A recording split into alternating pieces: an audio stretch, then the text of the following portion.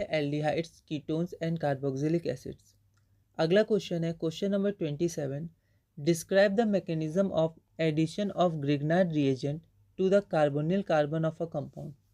तो CO जो carbonyl group होता है एक कंपाउंड का, यहाँ एल्डिहाइड्स और कीटोन्स में, तो उसमें ग्रिग्नार्ड रिएजेंट का जो एडिशन होता है टू फॉर्म एन एडक्ट, तो सबसे पहले एक एडक्ट बनाता है और उसके बाद उसका हाइड्रोलाइसिस करने पे अल्कोहल बन जाता है।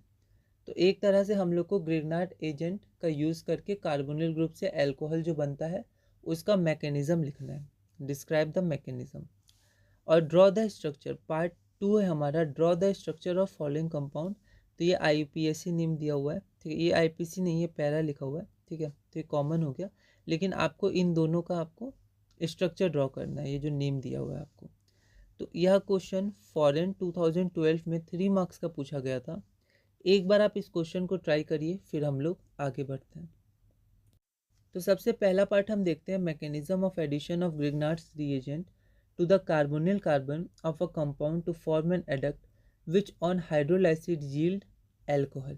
ठीक है, तो स्टेप 1, सबसे पहला स्टेप क्या होगा, nucleophilic addition of Grignard reagent to the carbonyl group to form an adduct.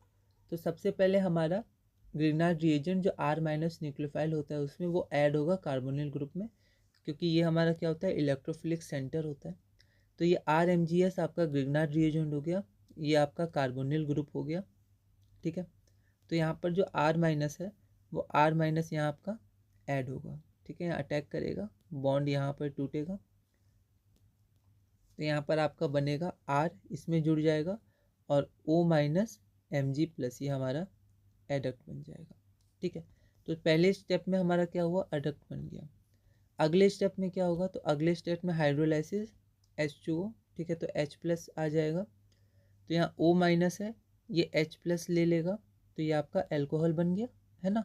और यहाँ पर OH जो है तो ये Mg के संग MgOH(X), तो ये आपका अल्कोहल का फॉर्मेशन हो गया सेकेंड स्टेप में, हाइड्रोलाइसिस रिएक्शन विद वाटर, ठीक है। तो ये स्टेप 1 में एडक्ट हो गया। तो आपको पहले क्या दिया था, टू फॉर्म एन एडक्ट, तो यहाँ एडक्ट फॉर्म हो गया, विच ऑन हाइड्रोलाइसिस, उसके बाद हाइड्रोलाइसिस होकर अल्कोहल बना। तो यहाँ देखिए, यहाँ पर हाइड्रोलाइसिस हो गया और ये आपका अल्कोहल बन गया, ठीक है। फिर हमारा क्या था, draw the structure of the following compounds. तो यहाँ पर देखिए 2 कंपाउंड है हमारे पास। सबसे पहला क्या है, 3 मिथाइल ब्यूटेनल। तो यहाँ पर आपका हो गया 3 मिथाइल ब्यूटेनल, ब्यूटेनल मतलब 4 का कार्बन हो गया, और यहाँ पर ब्यूटेनल लिखा है तो आपका एल्डिहाइड है और ये टर्मिनल ग्रुप होता है। तो यहाँ पर 1 2 3 4, ये 3 हो गया 4, तो 3 पोजीशन पे मिथाइल, 3 मिथाइल ब्यूटेनल। अगला क्या है, पैरा नाइट्रो प्रोपियोफेनॉन, ठीक है। तो पैरा नाइट्रो मतलब पैरा है तो बेंजीन रिंग होगा, ठीक है, और पैरा है तो एक, जैसे यहाँ पर मैंने बेंजीन रिंग बना दिया, ठीक है, ये हमारा बेंजीन रिंग बन गया, ओके।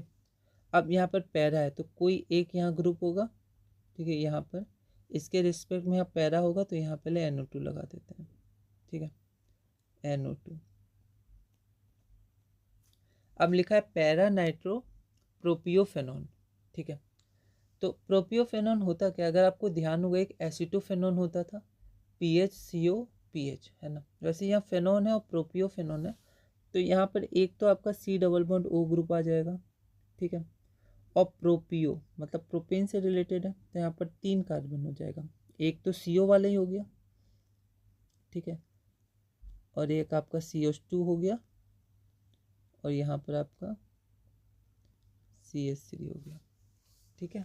प्रोपियोफेनॉन, तो देखिए लास्ट में ओन आया तो डबल बॉन्ड हो, तो ये रहा अपना डबल बॉन्ड हो, फिर प्रॉप तो 3 कार्बन CH2 CH3 ना, इस तरह से आप देख सकते हैं कि कैसे ये बन सकता है।